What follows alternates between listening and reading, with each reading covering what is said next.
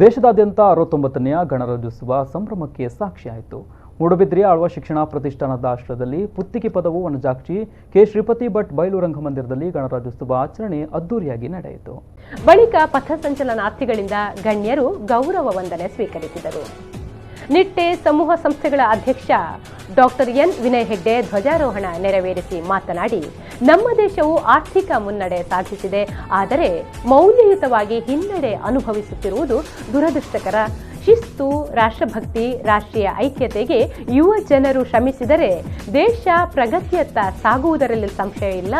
ರಾಷ್ಟ್ರಕ್ಕೋಸ್ಕರ ಯುವ ಜನರ ಸಮರ್ಪಣಾ ಭಾವ ದೇಶವನ್ನು ಮೌಲ್ಯಯುತವಾಗಿ ಮುನ್ನಡೆಸುತ್ತದೆ ಎಂದರು.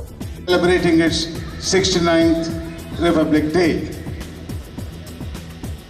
I'm one of those who have seen the birth of this country, the dreams of millions of people, what this country would become. In 69 years, many good things have happened. At the same time, certain things which is unacceptable is also happening.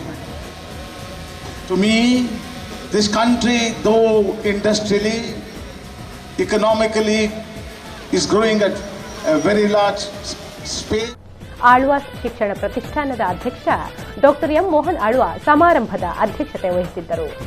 ನಮ್ಮ ವಿದ್ಯಾಸಂಸ್ಥೆಯ NCC 3 ವಿಂಗ್ಗಳು, ಅದು army, naval, air wing, ಅದರ ಜೊತೆ ನಮ್ಮ scout, guide, rovers, rangers ಇವರೆಲ್ಲ ಇದ್ದುಕೊಂಡು ನಮ್ಮ ಶಿಸ್ತಿನ 26,000 ಮಕ್ಕಳು ಇದ್ದುಕೊಂಡು 4,500 ನಮ್ಮ ನೌಕರರೊಂದು ಒಟ್ಟಿಗಿದ್ದುಕೊಂಡು ಈ ಗಣರಾಜ್ಯೋತ್ಸವ ಅದು ನನಗೆ ಭಾಳ ಸಂತೋಷವನ್ನು ಕೊಟ್ಟಿದೆ. ಶಿಸ್ತುಬದ್ಧವಾಗಿ ಬಹಳಷ್ಟು ಗೌರವಾನ್ವಿತವಾಗಿ ಈ ಸಮಾರಂಭ ಆಯಿತು.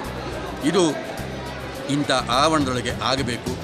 ಇವರೆಲ್ಲರ ಹಿರಿಯರ ಪಾದಸ್ಪರ್ಶದಿಂದ ಈ ಆವರಣಕ್ಕೆ ಹೊಸ ಶಕ್ತಿ ಬರ್ತದೆ ಅಂತೇಳಿ ನಾನು ತಿಳ್ಕೊಂಡು ದೇಶಭಕ್ತಿ ಗೀತೆ ಹಾಡುವಾಗ ವಿದ್ಯಾರ್ಥಿಗಳ ಸಹಸ್ರ ಕೈಯಲ್ಲಿದ್ದ ತ್ರಿವರ್ಣ ಧ್ವಜಗಳು ಸಂಭ್ರಮಕ್ಕೆ ವಿಶೇಷ ಮೆರುಗು ನೀಡಿತು.